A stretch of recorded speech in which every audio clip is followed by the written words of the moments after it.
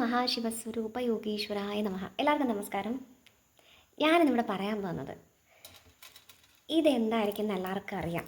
ഇത് ജപമാലയാണ്. ഇതെല്ലാവർക്കും അറിയാം. നമ്മൾ മന്ത്രങ്ങൾ ജപിക്കാനും പിന്നെ പഞ്ചാക്ഷരി മന്ത്രങ്ങൾ ഞാൻ ജപിക്കുന്നത് ഓം നമഃ ശിവായ എന്നാണ്. ഓം മഹാശിവസ്വരൂപ യോഗീശ്വരായ നമഃ എന്ന് ഞാൻ ചൊല്ലാറുണ്ട്. അപ്പോൾ ഞാൻ ഇതുവരെ ഇത് ജപിച്ചിട്ടില്ല കേട്ടോ. ഇത് ഞാൻ എവിടെ നിന്നാണ് വാങ്ങിച്ചത്? എനിക്ക് ഓർമ്മയിട്ടില്ല എവിടെ നിന്നാണ് വാങ്ങിച്ചതെന്ന്.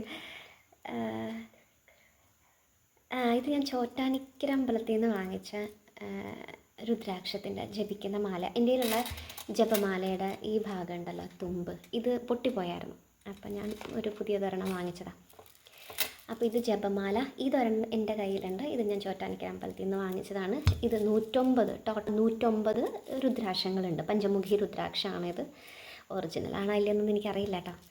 പിന്നെ ഇതും ഒരു ബ്രേസ്ലെറ്റാണ്. ഞാൻ എൻ്റെ കയ്യിൽ എപ്പോഴും ഇടാറുണ്ട്. ഇത് വളരെ സ്പെഷ്യൽ ആയിട്ടുള്ളൊരു ബ്രേസ്ലെറ്റും കൂടിയാണ്. കാരണം ഇത് ഞാൻ വാങ്ങിച്ചത് കുംഭമേളയ്ക്ക് പോയപ്പോഴാണ്. മഹാകുംഭമേളയ്ക്ക് പോയപ്പോൾ അവിടെ നിന്ന് ഗംഗാ നദിയുടെ സൈഡിൽ അങ്ങനെ കുറേ കച്ചവടക്കാർ നിൽക്കുന്നുണ്ടായിരുന്നു. അപ്പോൾ അവരുടെ കയ്യിൽ നിന്ന് വാങ്ങിച്ചതാണ്. ഇതും പഞ്ചമുഖിയാണ്. ഇതിൽ 16 മുത്തുകളുണ്ട് കേട്ടോ. എൻ്റെ കൈക്ക് പാകാണ് നോക്കി, 16 മുത്തുകളുണ്ട്. അപ്പോൾ ഞാനിവിടെ ട്രാവലിംഗ് ഒക്കെ പോകുമ്പോഴത്തേക്കും ഞാൻ ഇതാണ് ജപിക്കുക. കാരണം ഇതാണ് നമുക്ക് കുറച്ചും കൂടി കൺവീനിയൻറ്റ്, നമുക്ക് ഹാൻഡിൽ ചെയ്യാൻ കുറച്ചും കൂടി ഇതാണ് എളുപ്പം. 108 മാല എന്ന് പറയുമ്പോൾ നമ്മളിത് ആക്ച്വലി ഒരു സഞ്ചിയുണ്ട് ഇതിട്ട് വയ്ക്കുന്നത്. ആ സഞ്ചിയിൽ കൈ കടത്തിയിട്ട് ഈ വിരൽ തുമ്പ് മാത്രമാണ് പുറത്തേക്ക് ഇങ്ങനെ നിൽക്കുക. അങ്ങനെയാണ് ഈ 108 മാല ആരും കാണാൻ പാടില്ല എന്ന് പറയാം ജപിക്കുന്നത്. അപ്പോൾ സാധാരണ ഞാൻ പലരുടെയും കണ്ടിട്ടുണ്ട്, പല സൈസ് പല ടൈപ്പിലാണ് ആൾക്കാർ ജപിക്കുന്നത്. ചിലവർ ഇങ്ങനെ ജപിക്കും, ഇങ്ങനെ ജപിക്കുന്ന കാണാറുണ്ട്, ഇങ്ങനെ ജപിക്കുന്ന കാണാറുണ്ട്. പക്ഷേ സത്യം പറയട്ടെ, ഇത് ജപിക്കുന്നതിന് ഒരു രീതിയുണ്ട്. അത് എന്താണെന്ന് വെച്ച് കഴിഞ്ഞാൽ നമ്മുടെ ഈ സെക്കൻഡ് ലാസ്റ്റ് ഫിംഗറും നമ്മുടെ തള്ളവിരലും ഇങ്ങനെ വച്ചിട്ട് ഈ വിരലുണ്ടല്ലോ, നമ്മുടെ ചൂണ്ടുവിരലിൻ്റെ ഇപ്പുറത്തുള്ള വിരൽ, അത് മാത്രമാണ് സത്യം പറഞ്ഞാൽ ചലിപ്പിക്കേണ്ടത്. ചൂണ്ടുവിരൽ നമ്മളിതിൽ ടച്ച് ചെയ്യാൻ പാടില്ല. പക്ഷെ പലരും അങ്ങനെ ചെയ്യണതല്ല ഞാൻ കണ്ടേക്കുന്നത്. എനിക്ക് പരിചയമുള്ളവരുടെ അടുത്തൊക്കെ ഞാൻ പറഞ്ഞ് മനസ്സിലാക്കി കൊടുക്കാറുണ്ടെങ്കിലും നമ്മുടെ നാട്ടിലൊക്കെ പൊതുവേ സാധാരണ ഇങ്ങനെ ജപിക്കുന്നതാണ് കണ്ടേക്കുന്നത് കൂടുതൽ ആൾക്കാർ. പക്ഷേ ജപമാല ജപിക്കേണ്ടത് ശരിക്കും നമ്മുടെ ഈ 2 ഫിംഗറും, നമ്മുടെ സെക്കൻഡ് ലാസ്റ്റ് ഫിംഗറും നമ്മുടെ തള്ളവിരലും, നമ്മുടെ മോതിരവിരലെന്ന് പറയില്ലേ, മോതിരവിരലും തള്ളവിരലും ഇങ്ങനെ പിടിക്കുക. അപ്പം അത് നമ്മൾ ഈ ജപമാലയുടെ ഉള്ളിൽ ലോക്ക് ചെയ്യുക.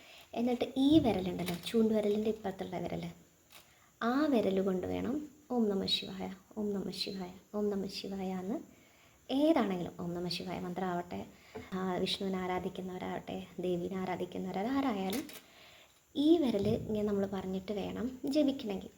അത് കൂടാണ്ട് നമ്മളിതെല്ലാം ജപിച്ച് തിരിച്ച് നമ്മൾ ഈ ഒരു ലാസ്റ്റ് ബീഡിൻ്റെ അവിടെ എത്തുമല്ലോ, ഈ ഒരു ബീഡിൻ്റെ അവിടെ എത്തുമ്പോൾ ഇത് 108, ഇത് ഫുള്ളും ആണ് 108. ഈ തുമ്പെന്ന് പറയുന്നത് 109. ഇത് ഗുരുവായിട്ടാണ് നമ്മൾ കണക്കാക്കുക.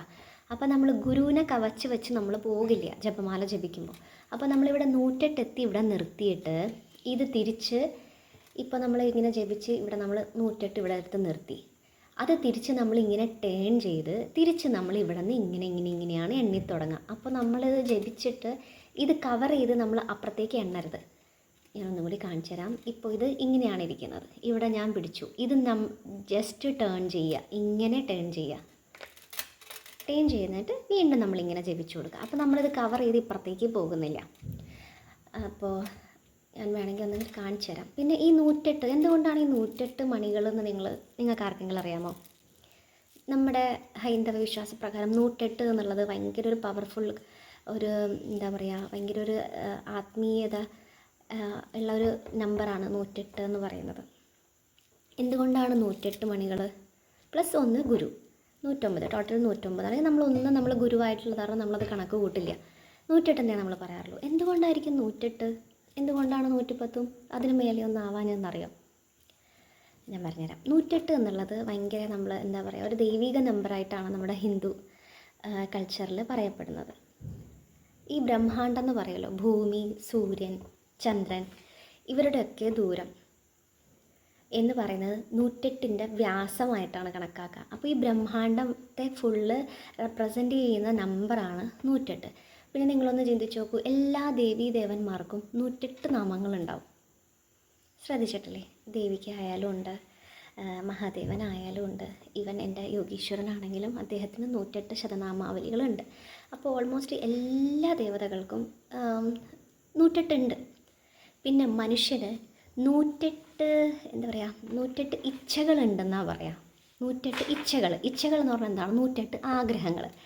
അതിൽ 36 ശാരീരികവും 36 മാനസികവും 36 ആത്മീയമായ ഇച്ഛകളായിരിക്കും. അപ്പോൾ ഇതെല്ലാം ടോട്ടൽ കൂട്ടിയിട്ടാണ് 108. അപ്പോൾ നമ്മൾ ഈ ജപമാല ജപിക്കുമ്പോൾ നമ്മുടെ എല്ലാ ഇച്ഛകളിൽ നിന്നും നമ്മൾ എന്താ പറയുക, അതെല്ലാം നമ്മൾ സൈഡിൽ വെച്ചിട്ട് നമ്മുടെ ശ്രദ്ധ ഫുള്ള് ഈ ജപമാലയിലായിരിക്കും. അപ്പോൾ നമ്മുടെ മനസ്സും നമ്മുടെ ദൈവവുമായിട്ടുള്ളൊരു കണക്ഷൻ നമുക്കത് കോൺസെൻട്രേറ്റ് ചെയ്യാൻ പറ്റും. നമുക്ക് നമ്മുടെ എല്ലാ ഈ 108 ഇച്ഛകളും നമ്മൾ ഈ ജപമാലയെ കൂടി മാറ്റി നിർത്താൻ പറ്റും എന്നാണ്.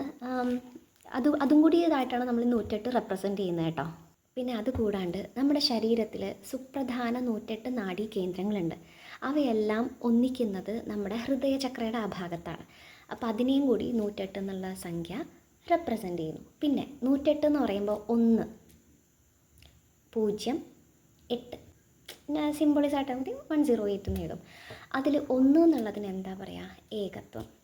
0 എന്നുള്ളതിന് പറയുന്നത് ശൂന്യം. 8 എന്നുള്ളത്, 8 നമ്മളിങ്ങനെ എഴുതുമ്പോൾ ഇൻഫിനിറ്റി എന്ന് പറയും. നമ്മളത് തിരിച്ചിട്ട് കഴിഞ്ഞാൽ ഇൻഫിനിറ്റ്. അപ്പോൾ ഈ 1 ഏകത്വമാണ്, 0 എന്നുള്ളത് ശൂന്യതയാണ്, 8 എന്ന് പറയുന്നത് ഇൻഫിനിറ്റിയാണ്. അപ്പോൾ ഈ 108ൻ്റെ അർത്ഥം നിങ്ങൾക്ക് മനസ്സിലായി കാണുമെന്ന് വിചാരിക്കുന്നു. പറയുന്ന 108 ശക്തിപീഠങ്ങളുണ്ട് ദേവിയുടെ, ഇല്ലേ? ശ്രദ്ധിച്ചിട്ടില്ലേ? അപ്പോൾ 108 എന്ന് പറയുന്ന സംഖ്യയ്ക്ക് നമ്മുടെ ഹിന്ദു സംസ്കാരത്തിൽ വളരെ സുപ്രധാനമായിട്ടൊരു പങ്കാണ് ഉള്ളത്. അപ്പോൾ ഈ ഒരു അറിവ് നിങ്ങളെല്ലാവരിലേക്കും എത്തിയെന്ന് വിചാരിക്കുന്നു. അപ്പോൾ എല്ലാവർക്കും നല്ലത് മാത്രം വരട്ടെ. ഇനിയൊരു വീഡിയോ ആയിട്ട് ഉടനെ കാണാം കേട്ടോ. എല്ലാവർക്കും നല്ലത് മാത്രം വരട്ടെ. ഹരി ഓം തത്സത്.